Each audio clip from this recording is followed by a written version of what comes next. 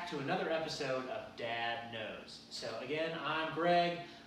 You can call me Dad. You can call me, I don't know, I listed a bunch of names last week. I don't remember what they were. Steve, Frank, Bob, Steve, Jim, whatever you want to call them, call me those.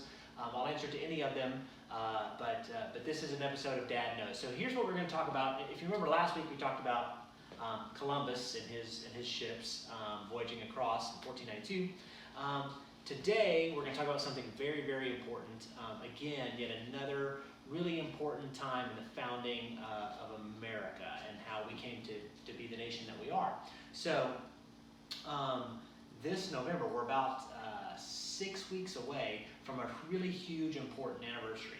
So, November 11th of this year, November 11th, 2020, will not only be Veterans Day, which is important, it will also be the 400th anniversary of the signing of the Mayflower Compact.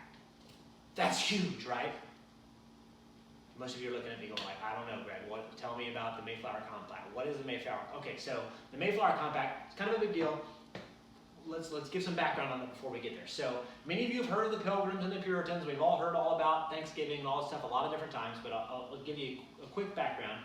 So the Puritans were people that were at odds with the Church of England. In England, they felt like the Church of England was too closely tied to some practices they didn't believe in, and they felt persecuted, so they were trying to leave. So a group of them, after first spending some time in Holland and then coming back to England, sailed from Plymouth, England, which is like right here, and they sailed across the Atlantic Ocean. They were supposed to be going, they actually had a charter, and they were supposed to be going to northern Virginia, okay? And that's where they were going to be, because the Jamestown colony was founded there in 1607. So Jamestown had already been there for 13 years, so they thought they were going somewhere where there was, already kind of some people nearby to help them out. Everything was going to be great. Well, bad stuff happened. They got lost, wrong turns, just didn't stop and ask for directions. I don't know. They ended up in New England, up here, and decided, you know what, this is where we're going to have to be. We're going to have to stop and rest here. So while they were they were in this little natural bay called Provincetown. It's on Cape Cod. And not all of the 101 passengers on the Mayflower were pilgrims. Some of them were just other kind of adventurers that had signed on this deal to go be in the Virginia colony. And so when they figured out that they were going to start a new colony without the charter from Virginia, they were like, you know what? We can just do whatever we want. It can be total lawless fun. It's going to be awesome.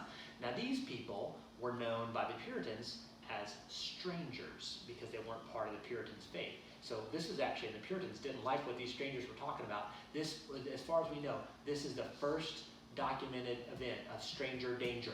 Okay, so the Puritans were like, no, we don't want any stranger danger. So they got together and they said, you know what, we're going to have to all agree to a set of rules that we're going to use to run our colony.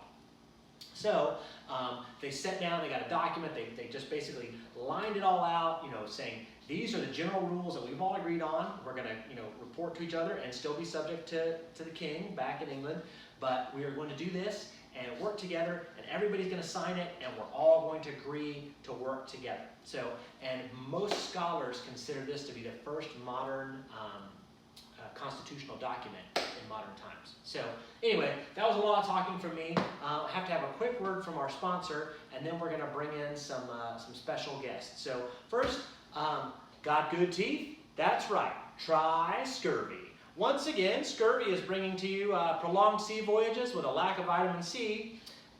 You'll have your teeth falling out in no time. If you don't like those teeth, they'll come right out. Other symptoms of scurvy include bruising, fatigue, rash, and bleeding. All sound good. And one more thing, now scurvy has scurvy ice with hypothermia. All right, welcome back. And fresh from our time machine, we have this awesome time machine. Last week, I don't know if y'all remember, we had Columbus. He was a great guy to bring in. This week, we have two of the children from the Mayflower voyage. We have Priscilla and Richard. Welcome in. Hi. Hello. And we're so glad to have you guys here. I have to say, y'all have some modern clothes. Where did you get these clothes? We found them in this room in the time machine place. Oh, okay, cool. And a Fitbit, too. That is awesome. Are you going to take that back with you? For sure. Okay, that could mess up the timeline. We better be careful with that. Okay, so you guys were there. You were on the boat, and they signed the Mayflower Compact in Provincetown Harbor, and then they decided, okay, well, now we're going to sail on, and so here they go, they're on the Mayflower. Oh, we got to set the sails. Hold on. Setting sails. Sailing from Provincetown over here, and we found this big rock, and they stopped. Is that what happened? Basically? Okay. Except we didn't have a pirate ship, but yeah. You didn't have a pirate ship. Well, yeah, this what are you talking? This is an accurate representation of the Mayflower. Yeah, sure. Mostly. Sure. Okay, so you got here. So after that, you decided right here where this rock was, y'all were going to found your new colony. And what did you name this colony? Plymouth. Plymouth Colony. Isn't Plymouth the name of the place that you sailed from in England? Exactly. It is? So who came up with the idea to name it Plymouth? The parents. The parents did. Not very original, is it? Yeah, some real original thinkers there. Okay, so that's interesting. By the way, this Plymouth Rock here, I grew up my whole life studying this. This rock, you guys have maybe seen it. Yeah, I know you've seen it in real life. The rock is only like maybe 5 feet across and 2 feet wide. I constantly envisioned like an enormous, huge boulder, but it's really not that big. So, I think it's really impressive that y'all were able to find it with the ship. That was good work. Okay, all right, so Plymouth, what we named it, and then, so y'all did this Mayflower Compact in November 11th, and then you started the colony in December in New England. Whose idea was that? The parents. The parents. I'm really starting to wonder about these parents. So they were going to try to build a colony in December in New England with the ground being frozen and... Nobody said they were smart. Okay. All right. So They were Mayflower colony. Yeah, they were doing that. Okay. So what were y'all doing during this time, in the early months of the colony? Doing all the work while they were sick. They were sick, and what else was happening with them? And dying. Oh yeah, sure. That sounds like these parents. I'm really starting to wonder about them. But that's actually accurate.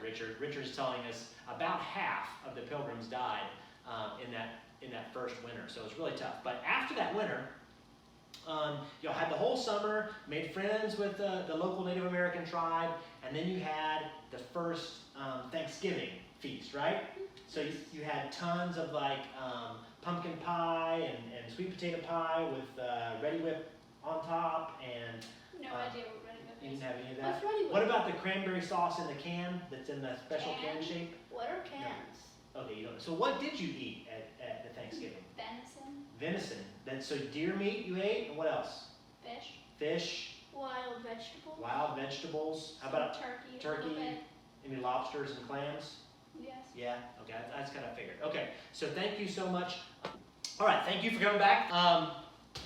So what's the big deal about this whole thing with the Pilgrims? As we said before, growing up in America, a lot of times we kind of feel like the Pilgrims were our first colony, when in fact, as I mentioned earlier, Jamestown was 13 years ahead of them.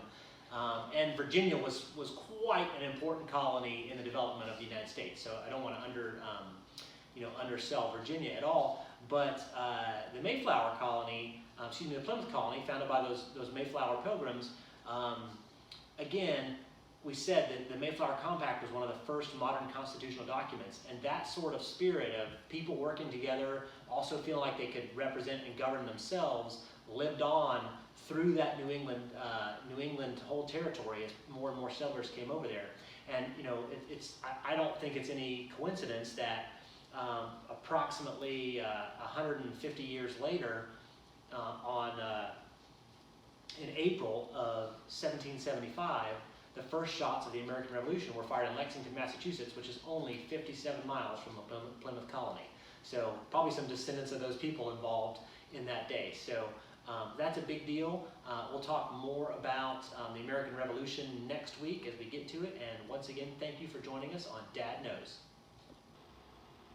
Our Time Raider today was brought to you by Bradford Standish Pillory and Stocks Warehouse. Misbehaving citizens in your village? Correct that behavior with some public humiliation. We've got pillories in every configuration, heads and hands, feet and hands, or the deluxe model with heads, hands, and feet. So come on down to Bradford Standish and get your village square shamified.